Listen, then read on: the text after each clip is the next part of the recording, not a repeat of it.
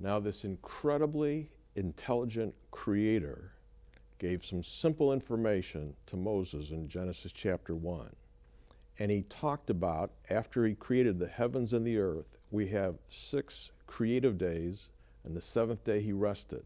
The question arises, what does God mean when he says he did all of this day 1, day 2, day 3?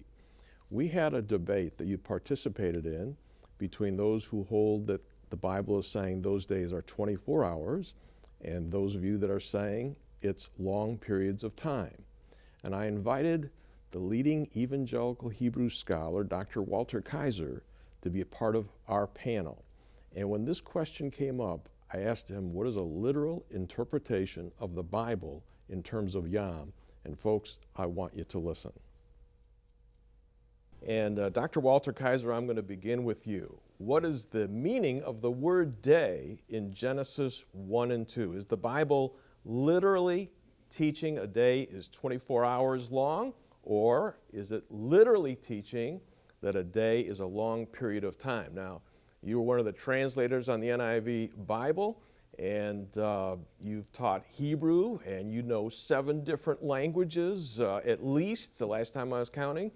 And so help us out, but put it in the cookies on the lower shelf so my mother can understand, what is the Bible literally teaching about the word day? Well, John, it's a delight to be with you and also to talk to your mother, too. But it is a delight to revise your question a little bit. I think it should be, what are the meanings of the word day? I'm the one that generally argues there's only one meaning to a word as an author uses it. But in this particular context, of course, in Genesis, he dares to use the word in at least 3, maybe 4 different ways. The word day, yom, in Hebrew appears over 500 times in the King James Bible. And according to the Englishman's Hebrew Concordance, there are over 58 different ways that it's handled. That doesn't mean it's arbitrary. It means context is king. And therefore, I think that needs to be taken into account. So day in verse 5 is daylight. Day in the 4th day is when God creates 24-hour days. In Genesis 2:4, there it uses it in a prepositional clause in the day that the Lord God created and sums up the whole creative activity, which would be like our way of saying in the day of so-and-so's presidency or in the day of Abraham Lincoln. So the answer is you must hold carefully to the context. Okay, so why do you think that God is saying then, or teaching us, that it's a long period of time? You got 3 options there. Yeah, I think that each one of them has to be taken very carefully.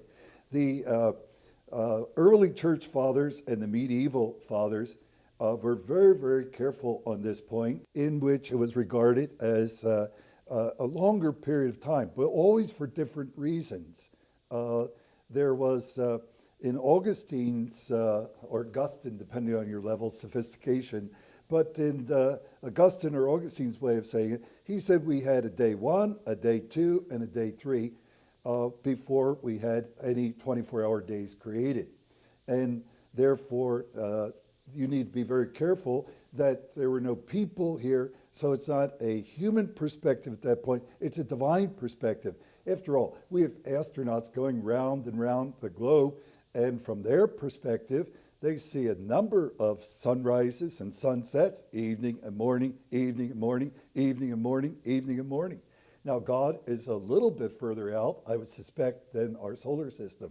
Therefore, that needs to be taken into account too. It seems that that wasn't the point on which the biblical text was anxious to make its real point. Where the biblical text wanted to come down was, it was God who created the whole thing. In the beginning, boom, God. He made the whole thing. So the argument that really needs to be joined with modern society is there an absolute beginning or is it relative? And this biblical text says, look, it's absolute. There was nothing and except God, and he made, he created. So that's how I would handle it.